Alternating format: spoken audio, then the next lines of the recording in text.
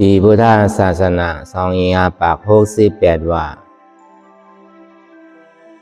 ปีใต้ไปปาก19นี้ปีก็จ่าย386คู่ปีคีดวันที่4เดือนเพภาวารีปี2025เดือน3ใหม่7ค่ำให้กินข้าวยำ4 โมงเช้าต่อถึง6 โมงตอนการซับแรงลายจ้างตือกรรมอนัตตาวิปัสสนาภาวนาหารยอดธรรมอนัตตาที่ว่าอนัตตาวิปัสสนากรรมฐานหนองเขียววันลมลอยสะทงเวียงจากขี้เล็กเมืองใต้ปลอกโคงก่อนตั้งสุดในก็เฮานางขากายกุดขากว่าทับต่างขาซ้ายก็ไหลอำนั้นขาซ้ายทับต่างขากว่าก็ไหลมือ2 คอนต่างทักก็ย่อในก็ไหวตัวเฮาซื่อๆอย่าไปเคียงน่ะอย่าไปย่านน่ะก็ย่อในเฮารับหูเนื้อเปิดวิญญาณปิญญาพอมือเข้าใจดีหลีเอาอีดจ้างถือกรรมน้ำรับตาเนื้อเปิดได้ญาณปิญญานี่อยากตัวดีมันน้อวิญญาณพาใจเตียนเฮาผู้นั้นอันไรเสียนานในที่มันพูดบอกเกิดขึ้นเป็นมาเราหมอวางเป็นอนัตตาก่อนตั้งเอาไปหันเจี๊ยบไปหันทุกข้าไปปองใส่เนื้ออนัตตาในก็โดยดีลมเคยใส่เขาออกก่อนตั้งเคยใส่เขายาวๆเคยใส่ออกยาวๆเคยใส่เขาลึกๆเคยใส่ออกลึกเข้าในก็เข้าวนวาเกิดออกในก็เข้าวนวาตายเข้าในก็เข้าวนวาเป็นออกในก็เข้าวนวาลูกวางในก็เข้าวนวาเกิดเวียบในเข้าวนวาตายใช่ว่าเข้าตัวหลอกในลายไงเข้ามีญาณตั้งหันสื่อใจญาณตั้งวนสื่อใจอันเฉพาะที่มันนำอู้เปิ่งไล่เอาตั้งแต่ซี่โอต่อไปกินได้ป้วนปีป้วนเดินป้วนวันมาต่อถึงพองยามเมื่อเดี๋ยวไหนมีอะไรพองหลาไหนที่ว่าเป็นเฮามีเฮาเตียนเฮาเปิ่งพองงำใดไหน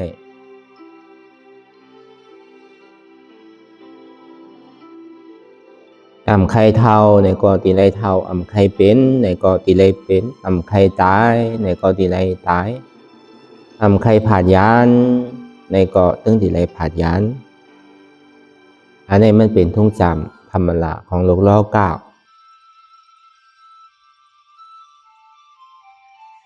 ก็เบื่อเฮาในเกิดตายมาในมันหูกระหือยาวนั่นแหละย้อนเบื่อนั่นแหละมันจะได้เป็นทุกข้าขานใจลงนั่นก็เบื่อมีอาจ้องเกิดจากที่มีอาโจเท่าก็เบื่อมีอาจ้องเท่าจากที่มีอาโจเป็นก็เบื่อมีอาจ้องเป็นจากที่มีอาโจตายก็เมื่อมีอาจ้องตายในถึงที่ไม่อาโจเกิดเหตุที่ไหนกว่าปันเกิดเท่าเป็นตายอยู่ที่มีเมื่อขึ้นเมื่อลืมเมื่อเศร้าย้อนเบื่อนั้นแน่พุทธาคัมภระเปลี่ยนเศร้าหันถึงว่าย้อนเบื่อมีลองตั้งเกิดตั้งเท่าตั้งเป็นตั้งตายในให้ถือเวียนญาสัตวะในได้สมลองอยู่ในออกข้าลงสีแม่ก็เบอร์นั้นแหละแก่นเจ้าตึงเล่สร้างบารมีตาดีเป็นขึ้นมาเป็นพุทธาคัมภระเป็นเจ้าเย้าในเลยเอามาสั่งสอนเฮาว่าพ่อได้หู้ได้ปองแสงเลี้ยงใสคือพ่อได้ออกพ้นมนหลอดในออกข้าลงสีแม่ในต้องมาวนว่าป้อมีเกิดอันนำเกิดก็มีนะป้อมีเท่าอันนำเท่าก็มีป้อมีเปลี่ยนอันเป็นก็มีป้อมีตายอันว่านั้นอันนำตายเนี่ยมันมีเนี่ยพอมีอนิจจาเนี่ยก็นิจจาว่าในมีพอมีทุกขาเนี่ยก็สุขาในมีพอมีอนัตตาเนี่ยก็อมตะว่าในมันจึงมีเนี่ยแก่นเจ้าจุนดีมาสอขาได้เย้า ตรงนี้บารมีเต็มทนมาเย้า ในข่าวดังเหลือนหกมนนั่นเนี่ยก็เลยเป็นสัพพญิวต้านยานได้สวยวิมุตติในข่าวดัง1 ปี 1 วัน7 วัน7 วัน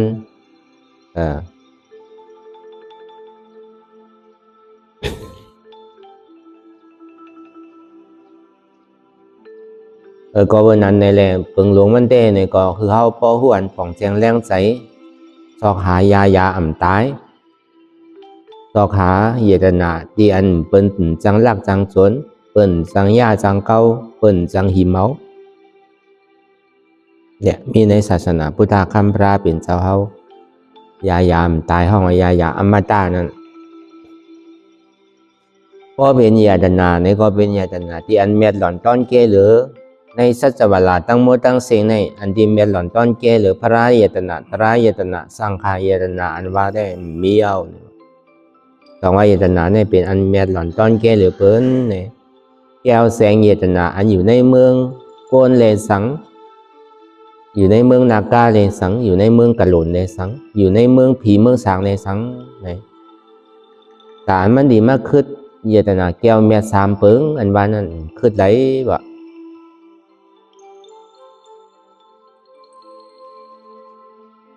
มันเฮ็ดเธอโกนเฮาเสื้อสาโจแก็บโจข้าวไว้บ่เฮ็ดเธอผีเสื้อสาโจแก็บโจข้าวไว้บ่เฮ็ดเธอสางเขาเสื้อสาโจแก็บโจข้าวเฮ็ดเธอกะหล่นเขานากาเขานั่นเสื้อสาโจแก็บโจข้าวไว้เนี่ยว่ามันมีหมดอายุนั่นเพราะกามมันเสียงเอาก็หมดนั่นเรามีเงินมีคำนั่นน่ะจ่ายมหาก็เสียงนั่นน่ะโอ้มาห่างแหงนั่นน่ะตรงบ่เลยโคตรยาเยตนาแก้วแม่3 เปิงยาวเนี่ยตึงมีวันเสียงว่ะเหมือนเฮาได้มาจ้างตื้อกำเหมือนเฮามาสอกหาเสียงดี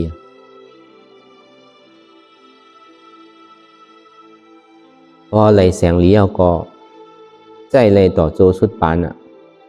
โคจากโคของเงินคำแก้วแสงในเมืองโคงกลางเนี่ยมันจังเป็นปันเพปันไพ่อ่องเป้วานเป้เมืองมันยังถึงตีมียานสู่ก้อนหนึ่งก็ก้อนหนึ่งย่ำให้เธอก็เย็นเสื้อสารอะไรวะอันเฮาอ่องเป้โดเป้ใสเนี่ยมันกัดเย็นวะมันลูกตีใสโกนมานั่นน่ะปอดใสก้นดีซ้ำมีอ่านหนาในก็ก้นหวานก้นเมืองในโลกกำผาในตู้ฆ่ากันเชียงปอดใสก้นมันดีเอาเนี่ยมันจึงปอดหมดใสเอาในซึ้งมันจังกับปันตั้งหรือตั้งไม้ไผ่มันก็กัดเย็นกว่าดี1 ก้อกัดเย็นกว่า1 ก้อนั่นน่ะป้อมใสเนี่ยมันดีตอบแทนกันดีๆก็เขาเฮทางเมืองเฮทางเก่าเป็นที่ไหนมีเมื่อยาวเมื่อสุดเมื่อเสียงให้บอกก็เพราะนั้นในอันกัดเย็นอันที่เป็นสันติสุขะเดือเปิ้นในโลกโลกาลงเนี่ยเดือเสตลาเนี่ยมันมีอันใดเอาอัตตาธิปไตยนั่นน่ะอัตตาธิปไตยยาวก่อประชาธิปไตยธรรมาธิปไตยวะอันติมุกเลสีปึงอิงเดือเสก้นก้อนหนึ่งเลยอ่อนโหโทนามาเนี่ยก็เลยว่ามันกัดเย็นเต้ๆวะประชาธิปไตยในปึงอิงเดือเสก้นตั้งน้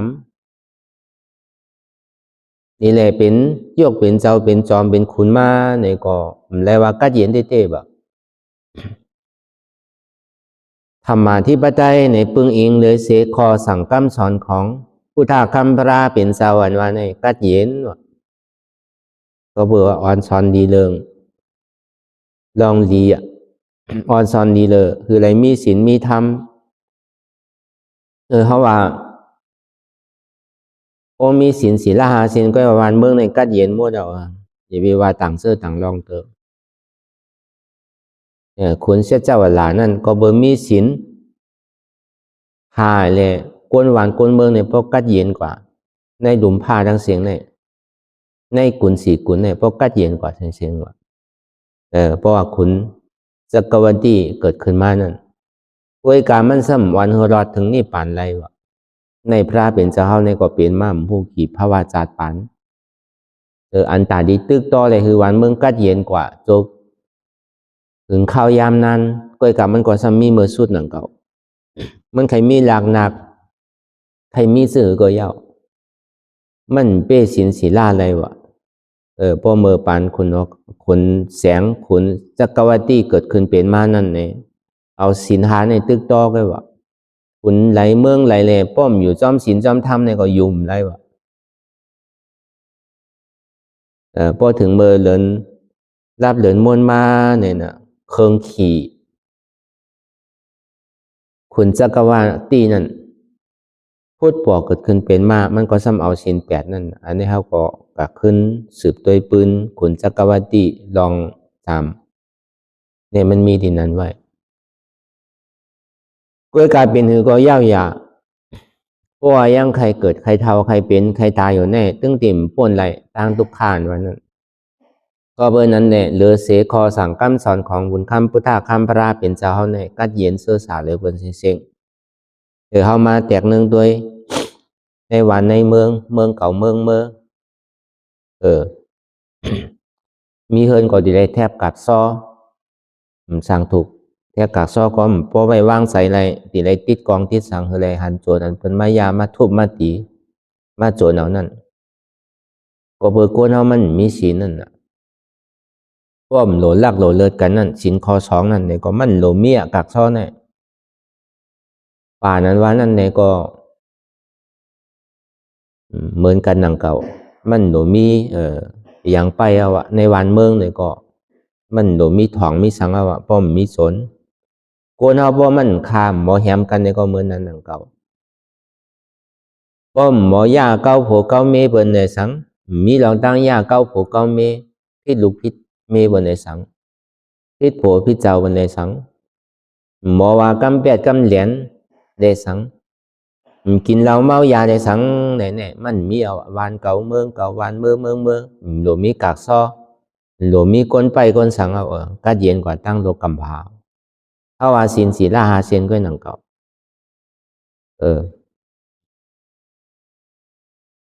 อันนี้มันกัดเย็นเอาก็เบอร์นั้นเนี่ยมันกัดเย็นโซแก็บโซข้าวไงเนี่ยว่ามันให้เรากิเลสเนี่ยหมดสุดเฮงเซียงกว่าไรว่าศีลนั่นก็เบอร์หางเนี่ยพอมาแตกเนืองตัวศีลโวศีลกายเนี่ยยังแมดเลยเสียศีลก้นกันว่าศีลก้นเนี่ยมันก็ย้อนกันน่ะก็ปอกกะซ้ำก็เฮ็ดผิดขึ้นแล้วน่ะเพื่อศีลโวศีลกายนั่น1วัวกายมันบ่กินเนื้อกินปลามันกินเยอะกินยาไง2มาเนี่ยวัวกายเนี่ยมันจังบอกกับลักโจรเพิ่น3มาเนี่ยก็มันจังกับยาเก้าหกเก้าลูกเก้าเมเพิ่น1 ปีเนี่ยก็มีปอก2 ปอกไง3มาในวัวกายเนี่ยมันจังกว่า8กับเหรียญไผ4มาในวัวกายเนี่ยบอกกับลักกินเหล้ากินยาเนี่ยพอมาแตกเนืองตัวศีลโกนเฮาในการศีลวัวศีลกายก่อนว่าตัวกับวัวกายเนี่ยมันมีปีญาณแค่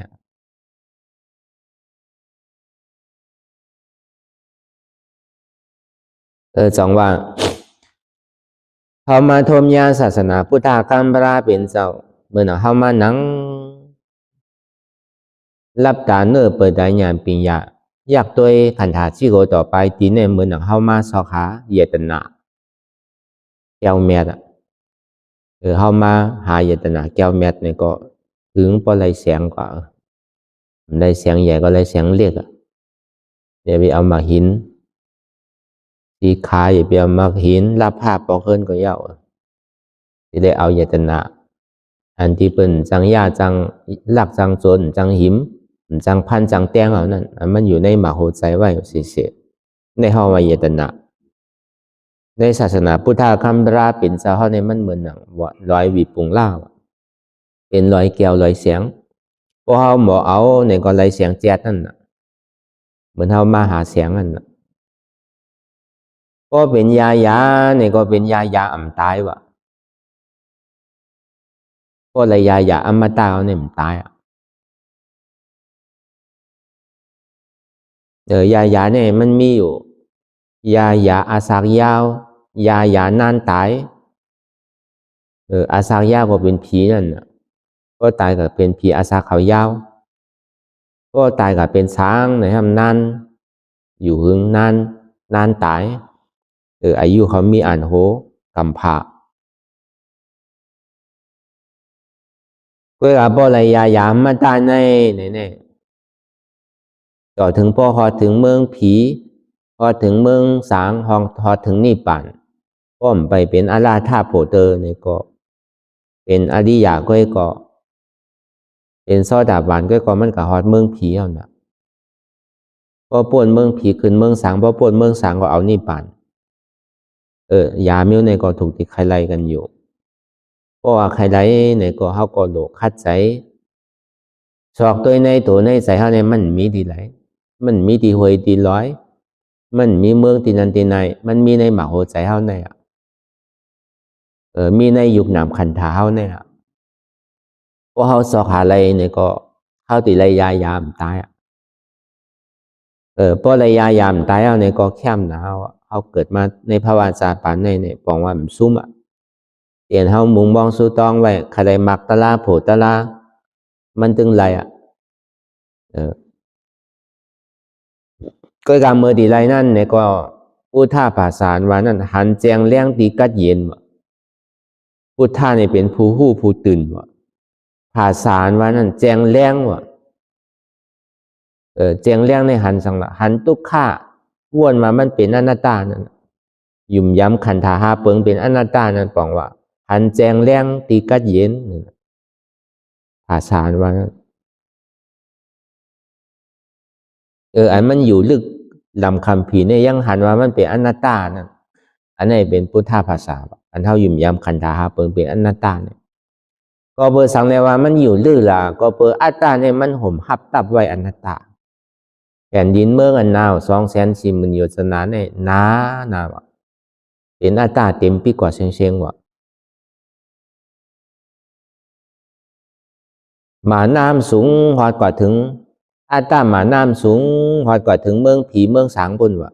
อันนี้ว่ะมันห่มหับตับไว้อันเท่าสุดต้องมุงบ้องใครเป็นก้นดีผีแมดเห็นในก็ปอยาวะเขาเลยดูได้ต้านไว้น้ำเนี่ยเขาเลยมีศีลมีธรรมไว้น้ำเนี่ยเขาเลยสมาทาไว้น้ำเอาวะจะไหนมาโผนี่ป่านในไปเตอะจาติมากกว่าเอากาพอทบยาอริยเมตไตรก็เขาดีกว่าเจ้ามันเจ้าเนี่ยมันบ้านอะไรวะมันเฮ็ดอะไรวะที่นั้นนั่นอันนั้นอ่ะมันเป็นอัตตาหมาหน้าห่มหัดตับไว้วะก็ในใครเฮ็ดสังก็เฮ็ดเกิดมาเป็นก้นเนี่ยเปิ้นหยอกเปิ้นเหรียญเฮาแกเนี่ยน่ะไผใกล้ก็มันไหลแกเฮ็ดพิษไหลพิษมีเฮ็ดให้ไหลให้มีเฮ็ดหลีไหลดีมีจะไหนเขาใกล้โลกเขามีเขาเฮ็ดไรโลกเขามีอันเปิ้นเฮ็ดเนี่ยมันดีกว่ามีเนี่ยนะมันก็ทำจังมีที่ไหนก็ทำจังกะว่ากะเสียงเปิ้นก็อันนั้นน่ะเปิ้นห้องว่าอัตตามันหนาป้นตีหนาเนี่ยมันห่มภาพตาไว้อนัตตานั่นมาหน้าอัตตามันนำหนาเนี่ยมันสูงป้นตีหนาเนี่ยมันห่มภาพตาไว้อนัตตาแต่ก็เบอร์นั้นคือเขาบ่เป็นก้นพุทธศาสนาคือเขาเป็นผู้ตื่นผู้หู้พุทธะเนี่ยบอกว่าตื่นก็บอกว่ามันตายนั่นเพราะนั้นเขาไม่การตลาดเนี่ยคือเขาพอตื่นโตตื่นใจไว้เฉยภาษาอันว่านั่นมันเจ็บมันเสียบมันไหมมันแก่นเนี่ยมันแจงเลี้ยงลีน่ะซ้ำหันว่ามันเป็นอนัตตาอันนี้เป็นภาษาวันนี้พอเขาปวงเสียงเลี้ยงใจที่ไหนก็ยามตายเนี่ยดีเป็นของเขาเยตนาแก้วเมีย3 เปิงอันมันเมียหล่อนต้อนเกหรือเปิดในชัจวลาตั้งโมตั้งเสียงในหมื่นในแสนโลกธาตุเนี่ยเมียเหลือเปินคนเขาเนี่ยเพราะว่าเต้เนี่ยมันมี2 อันในแค่หนังเก่าอันกลุ่มกาโหลเฮ็ดโหลหากันนั่นคนนั้นมีเงินมีคำคนนั้นมีสื่อมีเสียงคนนั้นเป็นขุนวันขุนเมืองเนี่ยเขาก็หากันน่ะยามตายเนี่ยก็หามซับเมียวมันนั่นน่ะพอถึงกินขาข้าวยำเนี่ยตัวเขาเนี่ยมันเปิงเอาน่ะเหมือนต้นไม้ เหมือนหอเหมือนเฮือนเฮาเหมือนที่อยู่ตั้นเศร้านั่นพอมันอยู่มาปียาวเข้าหึงอายุมันหมดมาเนี่ยมันโกนมันลู่มันปังเอาน่ะเหมือนเฮามีเฮือนหนึ่งหลังหมดปวกมงแมงเนี่ยมันใส่กินหนูดีๆกะตั้งในนั่นตั้งดอกมันไข่เฮ็ดสื่อไข่หางดีหางงามสื่อก็ตั้งในเนี่ยมันยามันเก่าถึงวันถึงคืนมันตีลู่ตีโกนตีก้อยตีก้อยตีปังเมื่อไรนั่นแค่เหมือนนั้นอ่ะใครเฮ็ดสื่อใครกินเขากว่าซื่อเนี่ยกำนึกสุดมาเนี่ยก็กัดกาตีได้ตายก็หนังก็โกนันมีเงินมีคำโกนันเป็นสาวุนสามารถเป็นหมอใช่ไหมก็เขาก็หาสุดอะหาทนอะยายามตายเนี่ยก็หาซื้อก็มันพันมันใจเมียวมันอะหามจับเมียวมันอะมันใจเป็นรูปธรรมโนมันเป็นนามธรรมอะแต่เมียวนำเนี่ยมันหามอะไรอะมันมีนำมีโตโนมันมีความรู้สึกมีอารมณ์หน้ามีทาทู่กันอะมันเป็นหนามเลยลงเขาซ้ำกับหาดียุคนั่นน่ะมันอะไรอ่ะที่นั้นเยตนาแก้วเม็ดนั่นก็เหมือนนั่นหนังเก่าอันเป็นตึกเป็นต้อกันเป็นหิมวานหิมเมืองหิมเจอหิมเคอกันนั่นเนี่ยก็เบอร์อะไรเงินอะไรคำในพระเป็นเจ้าเฮาเตียงเนืองไว้ในพุทธวาจานั่นขุนเมืองกันว่านั่นหนึ่งใครมีอ่านนาวะสองมาเนี่ยพอมีอ่านนาวใครมีเงินมีคำอ่ะสามมาเนี่ยพอมีเงินมีคำเอาใครมีปิญญาตั้งหูอ่ะพอมีปิญญาตั้งหูยาวเนี่ยก็มั่นใจตับซึกเจ้าเก่าอ่ะนั่นคือเลยซึกเจ้าเก่าในตีนำดีขึ้นในก็ซึ่งขึงป้องกันดีๆอ่ะ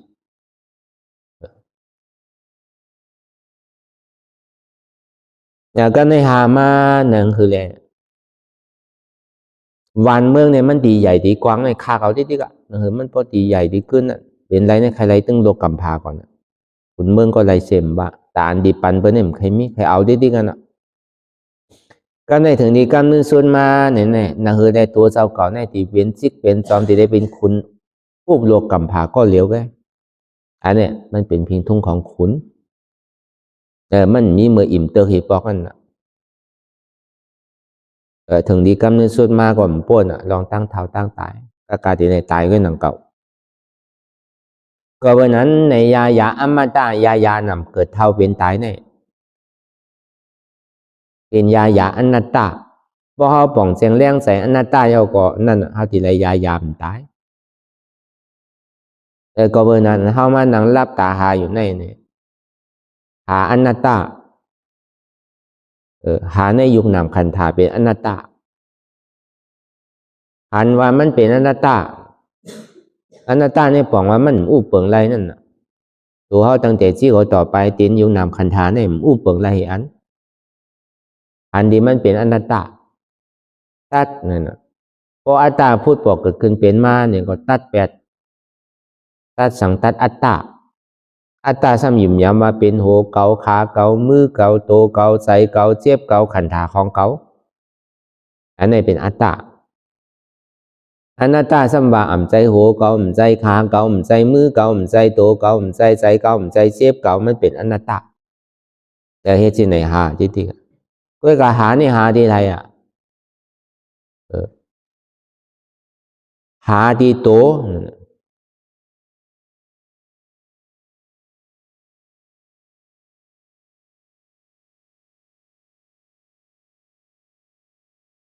หาที่โตหาที่อันมันมีโตเอาสำคัญนังรับตาอยากด้วยตั้งแต่ชีวิตต่อไปทีเนี่ยมันเป็นอย่างละมันเป็นกายะอันหนึ่งข้องว่ากายานุปัสสนาสติปัฏฐาน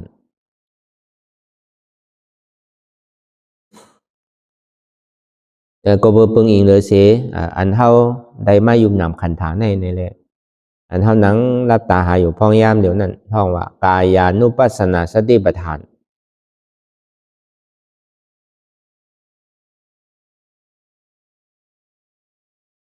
อันเซฟเกียนต้องตอนนี้สารสันไว้โคมไตเนี่ยเพราะว่าเป็นกายานุปัสสนาสติปัฏฐานด้วยตัวหันในตัวหันที่อันมันมีโตเพราะว่ากายานุปัสสนาสติปัฏฐานพอมันพูดบอกเกิดขึ้นเป็นมากำไหลในก็อ๋อในมันใจตัวเกาลูอนัตตาอันในเขาอยากตัวที่ไหนในห้องว่าเป็นกายานุปัสสนาสติปัฏฐาน แล้วในจิตานุปัสสนาสติปัฏฐานเนี่ยใจเฮาใจโป้งใจปิววนลึกวนเลอเป็นเริงเป็นเล่างุนยิดอยู่หยาบขึ้นขั้นขันใจจ้าแจ่มดีวนตั้งหลังป่องตั้งหน้ากำปยากรมวนสังตั้งหลังพ้นมานั่นในก็มือหนังก้นตายตั้งนานั่นในก็มือหนังก้นตึกนอนรับอยู่อันวนสังลานั่นในก็มือหนังก้นตาวัดที่มันพ่วงปิวกาวากาเป็นในย้อนเบอร์สังหาใจนั่นนะหาตีใจหันตีอันมันมีใจก็เบอร์ใจในมันใจอุเปิงพองำเหนือมันไหลมันใจเก่ามันเป็นอนัตตาในห้องว่าเป็นเจตานุปัสสนาสติปัฏฐานโดยเจ็บหันในเจ็บหันตีอันมันมีเจ็บนั่นเป็นเวทนานุปัสสนาสติปัฏฐานอันมันเข้าใจป่องแจงแรงใจง่ายนั่นทุกขานั่นน่ะมันป่องแจงแรงใจง่ายๆดีก็เบอร์เวทนานั่นเนี่ยมันมีทุกขาเวทนาสุขาเวทนาอุเบกขาเวทนาปอไหมปอเสียปอห่อนปอกัดปอหนาวออกมาทุกขาเวทนาเว้าโอนอ่อนยายหยอดลูกเว้าจะไหนเป็นทุกขาเวทนาดีหรูจ้าหรูก็เป็นอุเบกขาเวทนาโดยเจ็บหันในเจ็บหันที่อันมันมีเจ็บเนี่ยว่าเวทนานุปัสสนาสติปัฏฐานเจ็บในก็อ่ำใจเก่าอนัตตาบอกว่าโดยเจ็บหันในเจ็บหันที่อันมันมีเจ็บออกว่าเป็นเวทนานุปัสสนาสติปัฏฐานธรรมานุปัสสนาสติปัฏฐานเนี่ยธรรมะเนี่ยบอกว่าอนัตตานั่น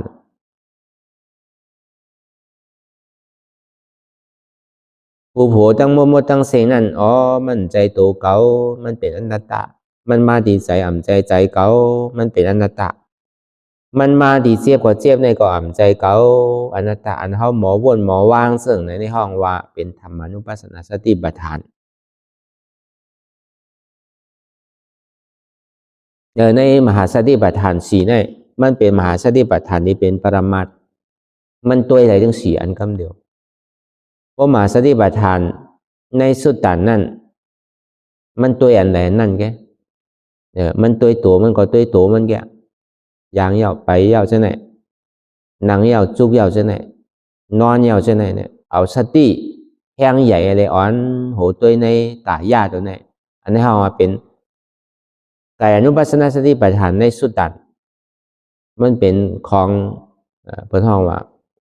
มันเป็นของลอกีนั่นน่ะมันจะเป็นลอกุตละเพราะลอกุตละว่าเนี่ยมันเป็นมหาสติปัฏฐานในอภิธรรมะในปรมาธาเสจะในปรมาธาธรรมเนี่ยก็ด้วยใจก็ใจอันเดียวกันนั่นจุกก็ยาวนั่งก็ยาวไปก็ยาวนอนก็ยาวด้วยใจอันเดียวกันอันนั้นก็มันเป็นสุดตันในมหาสติปัฏฐานในสุดตันนี่ก็ด้วยเวทนาไงพอมันนั่งมายาวมันเจ็บพอเจ็บมายาวลูกยางพอยางไปก็ยาวนอนจะไหนพอมันเจ็บมาน่ะเมื่อมันเจ็บมันกวนมันคืนซ้ำดีเลยให้ถือละพอเจ็บก็ลูกปันแน่เนี่ยนะเมื่อมันเจ็บแล้วมันเป็นทุกขาเวทนาเอาน่ะเมื่อมันลูกปันนั่นทุกขามันหายเอาน่ะเมื่อมันหนังในมันเป็นทุกขาเวทนาอันนี้เป็นทุกขาเวทนาเนาะเพราะว่ามันลูกยาวก็มันฉายเอามันเป็นสุขาเวทนาอันฉะนั้นห้องว่าเวทนานุปัสสนาสติปัฏฐานในสุดตันมันเป็นสติใหญ่อ่อนโหนั่นน่ะมันตัวอันไหนนั่นพอตัวเจ็บก็เป็นเวทนานุปัสสนาสติปัฏฐานพอตัวเขาเนี่ยก็เป็นกายานุปัสสนาสติปัฏฐานพอตัวใจเนี่ยก็เป็นใจตานุปัสสนาสติปัฏฐานพอตัวธรรมเนี่ยก็ธรรมานุปัสสนาสติปัฏฐานตัวกะมันแดกหลายมันหันได้ดีๆนั่นน่ะพอมันหาดีหันมาหาดีส่งมาเนี่ยก็มันพอเป็นลายหนังเปลี่ยนลายจุกเปลี่ยนลายไปเปลี่ยนลายนอนมันอย่างน่ะจังว่ามันตัวอะไรอันไหนนั่นก็กะพอในมหาสติปัฏฐานในปรมาธาเสสานะในพอเขานั่งอยู่พองยามเดี๋ยวมันไหลถึงสี่อันกำเดียวพอมาตีตัวก็เป็นกายานุปัสสนาสติปัฏฐานกำเดียว พอมาดีใจก็เป็นเจต้าคำเดียวพอมาดีเวทนานั่นก็เป็นเวทนาคำเดียวพอมาดีเจ็บก็พอมาดีวนว่างอะไรเป็นอนัตตาเนี่ยก็มันเป็นมาดีธรรมมาเพราะว่ามันไปถึงใจมันไปถึงเจ็บด้วยการมันอยู่ตึกอยู่ตีตัวอยู่นั่นเขาก็วนว่างมันใจโตเก่าอนัตตาด้วยการลองตัวนั่นเอาลองกายย่านั่นเป็นเปิงหลวงมันยาวในซื้อในใจต้าเวทนาในธรรมะเนี่ยมันมาอยู่ที่นั่นเฉยๆมันมาอยู่ที่เลี้ยวกันนะอันนั้นไล่อันเขาจ้างตื้อกรรมหมดพ้องย้ำเดี๋ยวอันนั่งเจ็บเกิดนั่งทุกข์ก็เพื่อสร้างหนักก็เพื่อเอาญาณปัญญาอ่อนโหนเพราะเอาสติอ่อนโหนเนี่ยมันตัวแรงนั่นแกเพราะเอาญาณปัญญาอ่อนโหนเนี่ยมันไล่ทั้ง4 อันกำเดียว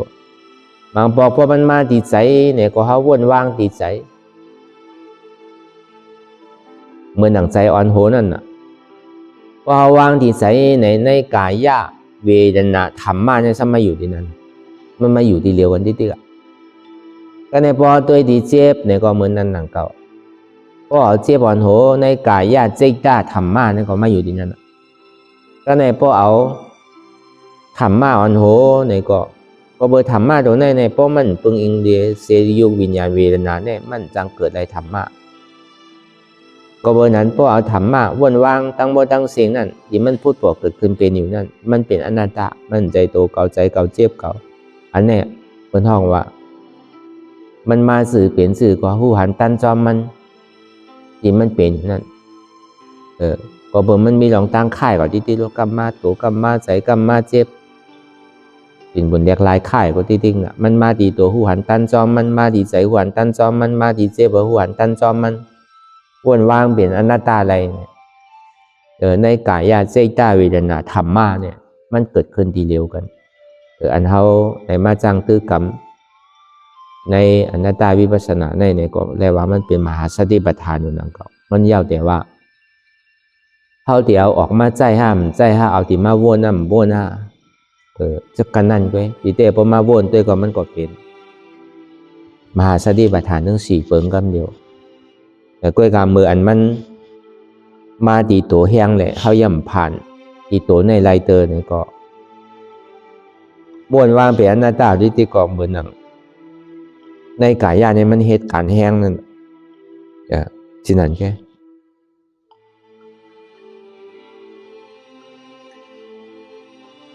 ก็บนนั้นเนี่ยพอสอกหาเหตุที่ไหนอยู่ที่ไหนเนี่ยเหมือนหนังก้อนหนึ่งนั่น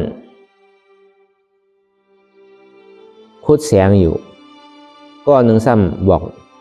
ในตั้งปันมันนั่นสมาธิที่สมาสังกัปปะนั่นสมาธิที่นี่มันเหมือนหนังคุดสายเงินแสงนั่นน่ะสมาสังกัปปะซ้ำจี้ในเส้นตั้งปันนั่นน่ะคุดกว่าที่แดคุดกว่าที่แดเนี่ยตีโทษตีหญ้าก็หนังเก่าอย่าไปถอยคุดกว่าที่นั่นน่ะก็เนี่ยพวกคุดกว่าที่พวกกลางย่างเงินย่ามสายมันยาวย่าเตี้ยเนี่ยก็อันหันเตี้ยเนี่ยมันเป็นตัวสมาธิที่เป็นอันหันก็ในสมาสังกัปปะเนี่ยมันก็คึดแล้วว่าเบอร์มันมีนาทีตาดีบอกในเส้นตั้งมันแกเพื่อก่อนเหตุการณ์มันก่อนคุดมันเตี้ยเนี่ยมันเป็นสมาธิที่อันเหตุการณ์ก็เป็นสมาธิที่อันหันเตี้ยก็ซ้ำเป็นสมาธิที่อันจี้ในเส้นตั้งเนี่ยบอกปันนั้นซ้ำเป็นสมาสังกัปปะเนี่ยมันเป็นญาณ2 โตอันเท่าถูกตีเอามาคนวนใครตัวในยุคนามคันธะเตียนมันเป็นอนัตตานั่นก็เบอร์อัตตาเนี่ยมันเป็นเหตุทุกขะอนัตตาซ้ำเป็นเหตุสุขะทั้งหมดทั้งสิ้นเนี่ยมันมีเศษจัตรา4เปิงน่ะเหตุทุกขะผลทุกขะเหตุสุขะผลสุขะห้องว่าอริยเศษจัต4เจ็บแกนตรงตัวเนสานสันไว้โคมไต่ไม้กระดอนแข็งสู้ตุ่มจับยายจึงหยอดเป็นดูในเป็นผลทุกขะเป็นอโจมันอย่าไปใครมันหายเหตุทางเราอจองมันนั่นเป็นอัตตานั่นสัมเป็นสังเป็นโหเกาขาเกามือเกาโตเกาใจเกาเจ็บเกาขันธาของเขาอันนี้มันเป็นเหตุทุกขะเป็นอจองทุกขะก็ในอจองสุขะเนี่ยเป็นสังเป็นมรรคเสจาอจองสุขะเป็นอนัตตา อนัตตานั้นมีโหมมีคามมีมือมีโตมีใจมีเจ็บมันเป็นอนัตตาเอาอนัตตาก็เป็นอัตตานั่นอัตตาสัมมาเป็นเก่านั่นอนัตตาสัมมาอ่ำใจเก่านั่นที่กันเพราะเก่าบ่มากกว่าอ่ำมีเก่านั่นตัวเก่าบ่มากกว่ามีตัวเก่าหัวเก่าบ่มากกว่ามีหัวเก่าขาเก่าบ่มากกว่ามีขาเก่ามือเก่าบ่มากกว่ามีมือเก่าใจเก่าบ่มากกว่ามีใจเก่าเจ็บเก่าบ่มากกว่ามีเจ็บเก่ามันเป็นอนัตตาในห้องเป็นตัวมักกะเสจมักกะเสจนี่เป็นเหตุหาเอาอจองสุขะก็เก่าตัวกว่ายาวในก็วิจิกิจฉาตัวกว่ายาวในก็ห้องว่านิโรธาเสจโอนาโจสุขะในก็พุทธบอกเกิดขึ้นเป็นมาสืนาตันตากำเนิดเนี่ยในเสจตราอันหมายเมียนจือใจอยู่สีเปิงเนี่ยมันมีอะไรทั้งเอาในสีเปิงเนี่ยแล้วก็บนนั้นเขายังตึกหาตึกหันอยู่นั่นหาเสียจะต้องว่าหาอันเจ็ดนั่นน่ะหาสารวะนั่นแจงเลี้ยงนั่นน่ะอันเจ็บที่มันเกิดขึ้นอยู่นั่นยุ่มยามมามันเป็นอนัตตานั่นอันเจ็บอันเสียบอันไม่อันแก่เนี่ยมันแจงมันแรงดีซ้ำหู้ว่ามันเป็นอนัตตาเจ็บอยู่แก่อยู่ไม่อยู่เสียบอยู่ซ้ำหู้ว่ามันเป็นอนัตตานั่นน่ะเป็นภาษาเดี๋ยวเขาก็เอาลองตั้งภาษาเนี่ยก็เข้าก็ออกก็ออกเอาสมาธิที่สมาสังกัปปะหันจอมวนจอมพอหันจอมวนจอมยาวเนี่ยก็นั่นอ่ะมันเป็นการเสียจะการหาอันหาเนี่ยเป็นภาวนากิจจะอันหันนั่นทัศนากิจจะ